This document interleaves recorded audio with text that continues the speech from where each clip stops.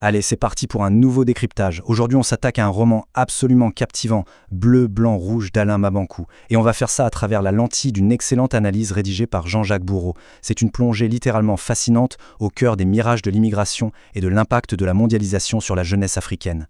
Bon, entrons tout de suite dans le vif du sujet avec cette citation qui résume parfaitement l'essence de l'œuvre.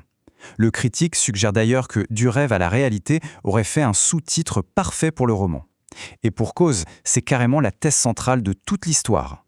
On va y observer une trajectoire inévitable, celle d'illusions incroyables, vibrantes d'espoir, qui finissent par se cracher violemment contre un quotidien vraiment impitoyable. Première partie, le mythe du Parisien. C'est ici que tout commence, avec la naissance d'un mythe ultra puissant qui nourrit l'espoir de toute une jeunesse dans un village congolais. Faut bien comprendre un truc essentiel ici. L'expression « aller en France » ou le fait de vouloir devenir parisien, ça dépasse de très loin la simple géographie. C'est pas juste un code postal, c'est le summum absolu de l'échelle sociale. C'est une identité hyper idéalisée qui monopolise absolument toutes les conversations du quotidien. En gros, c'est l'aspiration suprême qui dicte la vie de toute la communauté. Et le truc, c'est que ce mythe, il a un visage. Prenons le personnage de Moki.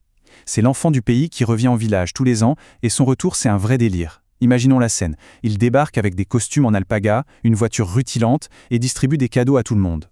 La source nous raconte comment Moki tient littéralement des audiences à la terrasse du café du coin et va jusqu'à sortir son agenda pour fixer des rendez-vous mode avec les filles. Ça prend des allures de messe. La foule lui ouvre la portière, on le touche pour avoir sa bénédiction. Bref, il est traité comme un dieu vivant. Ce qui est vraiment intéressant avec cette comparaison, c'est le contraste absolu et profondément tragique qui s'opère. D'un côté, on a ce conte de fées, cette illusion glamour, avec l'opulence et l'adoration totale du village. Et de l'autre, bam, la vérité brute et neutre de la migration clandestine. On parle de squats sordides, de la chasse aux faux papiers et de la peur constante de la prison. C'est un choc frontal, monumental, entre le rêve vendu et la misère urbaine vécue. Ce qui nous amène à la deuxième partie, devenir sans papier. C'est le début de la chute. Notre narrateur, Massala Massala, décide de franchir le pas avec Moki. Son oncle finance le voyage clandestin et la confrontation avec le réel commence. Et cela illustre brillamment la mécanique impitoyable du système. Quand on regarde cette chronologie, c'est glaçant de rapidité. L'arrivée, ce n'est pas le luxe, c'est le squat. Pour survivre, il n'y a pas d'autre issue que les petits trafics illégaux. Évidemment, ça finit par attirer la police, ce qui mène direct à la case prison. Et la fin inévitable de cette spirale, l'expulsion. La défaite totale, où le rêve s'évapore complètement. Troisième partie, le piège de l'honneur. Parce que tragiquement, le drame ne s'arrête pas au moment de l'expulsion. Le retour au village natal s'accompagne d'un fardeau psychologique écrasant, la honte de l'échec.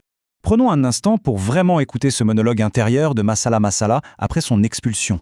Il confie « Je crois que je repartirai. Je ne peux demeurer avec un fiasco dans la conscience. C'est une affaire d'honneur. Le rêve et la réalité ici n'ont plus de frontières. C'est une tristesse absolue. » C'est le grand paradoxe de l'immigrant renvoyé chez lui. Il connaît l'enfer des squats, il sait que c'est un cauchemar, mais la pression du mythe social est tellement forte, la honte d'avoir échoué est tellement insupportable, qu'un nouveau départ clandestin devient presque vital. Quatrième et dernière partie, espoir et dureté sociale. Voyons comment la critique synthétise l'œuvre en élargissant le propos à notre société tout entière. Donc, le point crucial, c'est que ce livre humanise brillamment l'impact de la mondialisation. Malgré une plume magnifique et pleine d'humour, le constat de base est tragique. Ce roman capture l'âme de cette jeunesse qui rêve en bleu, blanc, rouge. Il nous montre une naïveté pleine d'espoir qui finit complètement broyée par des réalités systémiques implacables dont elle ignore les codes. Pour clôturer ce décryptage, voici une réflexion fondamentale. Comment la réalité brise-t-elle le rêve ? Entre des mirages fascinants qui poussent au départ et des murs institutionnels qui rejettent, on peut se demander comment nos sociétés modernes construisent ces mythes pour ensuite condamner ceux qui ont osé y croire. C'est une question universelle qui laisse vraiment à réfléchir. Merci d'avoir suivi cette analyse et à très vite pour plonger dans de nouveaux sujets.